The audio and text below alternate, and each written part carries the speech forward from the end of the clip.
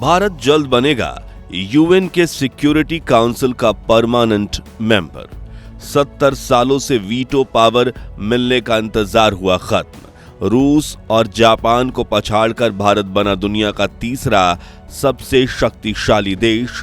चीन और पाकिस्तान को लगा बड़ा झटका, अमेरिका की भी हुई बोलती बंद। सन 1945 दुनिया में दूसरा विश्व युद्ध खत्म हो चुका था, लाखों लोग मारे जा चुके थे, मानवता की लाशें चारों तरफ बिखरी पड़ी थीं। ऐसे समय में दुनिया के सबसे शक्तिशाली देशों ने मिलकर एक संस्था बनाई, यूनाइटेड नेशंस यानी कि संयुक्त राष्ट्र। मकसद था वैश्विक शांति बनाए रखना, युद्ध को रोकना और सभी देशों के बीच सहयोग को बढ़ावा देना। मगर इसी संस्था के एक हिस्से ने आज 21वीं सदी में भी दुनिया को 5 बादशाहों की गुलामी में जकड़ रखा है, और उस हिस्से का नाम है यूनाइटेड नेशंस सिक्योरिटी काउंसिल यानी संयुक्त राष्ट्र सुरक्षा परिषद। और इस परिषद की सबसे बड़ी ताकत है वीटो पावर। आसान शब्दों में कहें तो ये वो ताकत है जिन देशों के पास यह है, उनका दुनिया के 194 देश कुछ नहीं बिगाड़ सकते। अब दिलचस्प बात यह है कि पिछले कई सालों से भारत संयुक्त राष्ट्र में जिस स्थायी सदस्यता और वीटो पावर की मांग कर रहा है, वो वीटो पावर अब खुद भारत की झोली में आ गिरी है। और भारत को वीटो पावर न देने की मांग कर रहे चीन पर फ्रांस और रूस टूट पड़े हैं, क्योंकि अमेरिका और चीन के बाद भारत एशिया का तीसरा सबसे ताकतवर देश बन चुका है। इन खबरों के बीच यूएन में चीन के हालात वैसे ही हैं जैसे एक भौंकने वाले गली के कुत्ते की होती है, जिसकी आवाज कोई नहीं सुनता, क्योंकि अब यूएन की ताकत चीन के हाथों से निकल चुकी है। लेकिन क्या आप जानते हैं कि एक वक्त पर संयुक्त राष्ट्र ने भारत को एक बार नहीं बल्कि 3 बार वीटो पावर की ऑफर दी थी, लेकिन भारत ने उसे ठुकराकर चीन को दान में दे दिया। और अपनी इस गलती से भारत आज भी पछता रहा है। लेकिन भारत ने ऐसा क्यों किया? वीटो पावर क्या है और क्या भारत अब वीटो पावर वाला देश बन सकता है? पूरी डेवलपमेंट क्या है, जानेंगे इस वीडियो में। लेकिन उससे पहले प्लीज आप वीडियो को लाइक और चैनल को सब्सक्राइब जरूर कर दीजिए। अब वीटो पावर क्या है, इसे समझने के लिए यूनाइटेड नेशंस की सिक्योरिटी काउंसिल के स्ट्रक्चर को समझना होगा। तो संयुक्त राष्ट्र के सुरक्षा परिषद में कुल 15 देश होते हैं, जिनमें से 10 अस्थायी यानी नॉन परमानेंट मेंबर्स होते हैं, जो हर 2 सालों में बदलते हैं। इन नॉन परमानेंट सदस्यों में भारत कई बार रह चुका है, मगर इस बार इसमें हमारे जाने दुश्मन और अमेरिका व चीन के पालतू पाकिस्तान को सीट मिली है।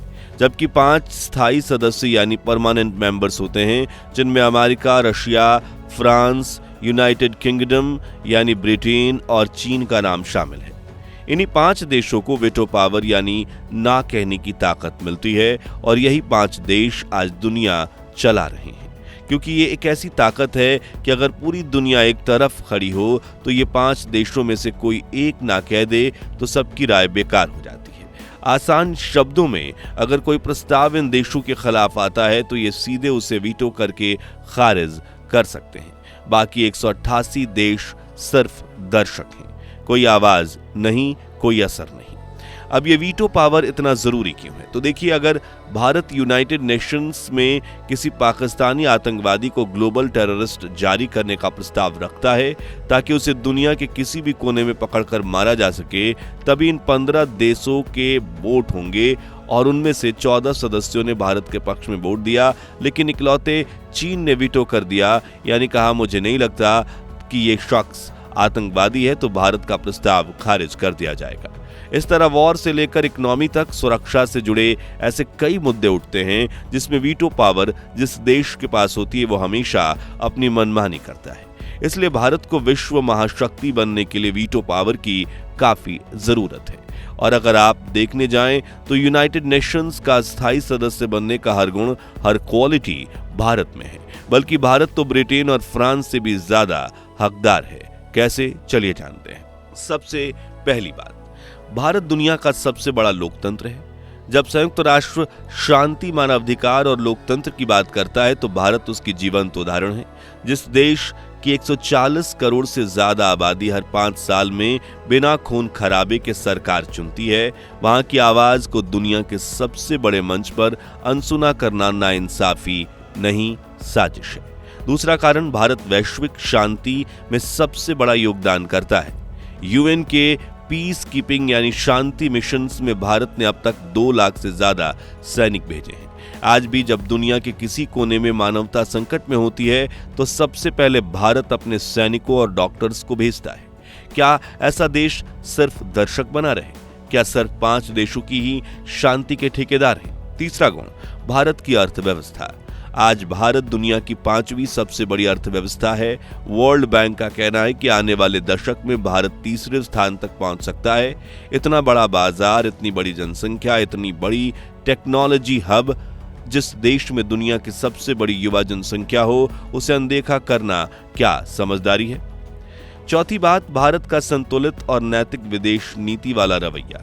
भारत कभी किसी देश पर बिना वजह हमला नहीं करता। जैसे हाल ही में पहले पाकिस्तान ने भारत में पहलगाम नरसंहार करवाया, फिर भारत ने ऑपरेशन सिंदूर किया। वरना क्या लगता है, पाकिस्तान को दुनिया के नक्शे से मिटाने में भारत को कितना वक्त लगेगा? जी हाँ, सिर्फ 1 हफ्ता ही काफी है। लेकिन भारत ने कभी सामने से जंग नहीं छेड़ी। वहीं भारत ने कभी किसी दूसरे देश की संप्रभुता का अपमान नहीं किया। रूस यूक्रेन युद्ध हो या इजराइल गाजा संघर्ष, भारत ने हमेशा संयमित और संतुलित की नीति अपनाई है। 5वीं और सबसे महत्वपूर्ण बात, भारत का वैश्विक नेतृत्व, चाहे वो G20 समिट हो या इंटरनेशनल सोलर अलायंस का नेतृत्व हो या फिर विकासशील देशों की आवाज उठाना हो, भारत हर मंच पर एक जिम्मेदार ताकत बनकर उभरा है। प्राइम मिनिस्टर नरेंद्र मोदी की ग्लोबल डिप्लोमेसी ने यह सिद्ध कर दिया है कि भारत अब सिर्फ सुनता नहीं, बोलता भी है और नेतृत्व भी करता है। यूनाइटेड नेशंस हमेशा कहता है कि वो समानता, न्याय और वैश्विक प्रतिनिधित्व के लिए बना है, और अगर यह संस्था वास्तव में इन मूल्यों पर खरा उतरना चाहती है तो उसे भारत को वीटो पावर के साथ स्थायी सदस्य बनाना ही होगा। और अगर उसने ऐसा नहीं किया तो ये बात साफ है कि बड़ी बड़ी बातें करना यूनाइटेड नेशंस का सिर्फ दोगलापन है, सच नहीं। अब यहां सबसे बड़ा सवाल यह है कि अगर भारत सिक्योरिटी काउंसिल के हर मापदंड पर खड़ा उतरता है तो फिर हमें आज तक परमानेंट मेंबरशिप और वीटो पावर क्यों नहीं मिली? तो इसका कारण है चीन। संयुक्त राष्ट्र की राजनीति में चीन बार बार भारत की राह में रोड़ा अटकाता रहा है। जब भी भारत के स्थायी सदस्यता का मुद्दा उठता है, चीन या तो चुप रहता है या परोक्ष रूप से विरोध करता है। पाकिस्तान जैसे आतंक समर्थक देश का साथ देने वाला चीन भारत जैसे शांति प्रिय लोकतंत्र की वीटो पावर मिलने से डरता है, क्योंकि वो जानता है कि अगर भारत को ये ताकत मिल गई तो उसका एकाधिकार खत्म हो जाएगा। लेकिन क्या आप जानते हैं, आज चीन जिस वीटो पावर के दम पर उछलता है, वही ताकत एक वक्त पर भारत ने उसे दान में दी थी, क्योंकि सिक्योरिटी काउंसिल तो चीन से पहले भारत को परमानेंट मेंबर बनाना चाहती थी, लेकिन चीन का नाम आगे करके भारत ने सबसे बड़ी भूल की थी।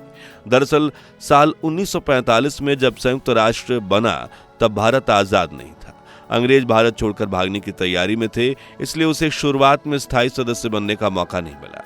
लेकिन सबसे हैरान करने वाली बात यह है कि 1950 के दशक में अमेरिका और सोवियत संघ यानी रूस दोनों ने भारत को यूएनएससी का स्थायी सदस्य बनाने की पेशकश की। ये बात कम ही लोग जानते हैं कि उस समय भारत के तत्कालीन प्रधानमंत्री जवाहरलाल नेहरू को खुद ये मौका मिला था कि भारत चीन की जगह पर सुरक्षा परिषद का स्थायी सदस्य बन जाए, लेकिन नेहरू ने ये प्रस्ताव ठुकरा दिया और कहा चीन को वो स्थान मिलना चाहिए, और यह ऑफर एक बार नहीं बल्कि कई बार मिला था, 1950 में, 1955 में और उसके बाद भी। लेकिन भारत सरकार उस वक्त इसकी अहमियत नहीं समझ पाई, और विशेषज्ञों की माने तो यह भारत की अब तक की सबसे बड़ी कूटनीतिक भूल है, जिसका खामियाजा हम आज भी भुगत रहे हैं। जैसे कि चीन आज न सिर्फ वीटो पावर रखता है बल्कि भारत के खिलाफ हर मंच पर खड़ा रहता है, चाहे वो मसूद अजहर जैसे आतंकवादियों को बचाना हो, भारत के खिलाफ प्रस्तावों का समर्थन करना हो या फिर पाकिस्तान की तरफ खुला झुकाव दिखाना हो। चीन हमेशा भारत की राह में रोड़ा बना है, और अब भी भारत को संयुक्त राष्ट्र में स्थायी सदस्यता देने की बात जब भी आती है, चीन अपनी वीटो पावर का इस्तेमाल कर उसे रोक देता है। ऐसे में अब सिक्योरिटी काउंसिल के बाकी देश भी चीन के इस रवैये से परेशान हो गए हैं और रूस, फ्रांस के साथ ब्रिटेन भी अब तो भारत का परमानेंट मेंबर बनाने के पक्ष में आ चुके हैं। बस रहा अमेरिका, उसके हालात तो इस वक्त आप देख ही रहे हैं। प्रेसिडेंट डोनाल्ड ट्रंप हर सुबह एक बड़ी बयानबाजी करते हैं, लेकिन उनकी कहीं एक भी नहीं चल रही। जैसे वो एप्पल के फाउंडर को इंडिया में आईफोन प्रोडक्शन को बंद करने के लिए भड़का रहे थे, अभी पाकिस्तान को गोद में लेकर घूम रहे हैं। ऐसे में अमेरिका के बारे में तो इस वक्त कुछ नहीं कहा जा सकता।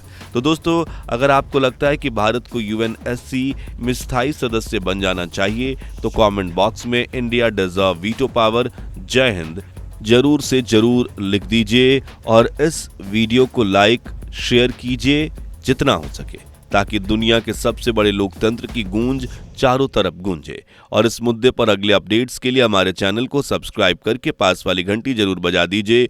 जय हिंद, वंदे मातरम।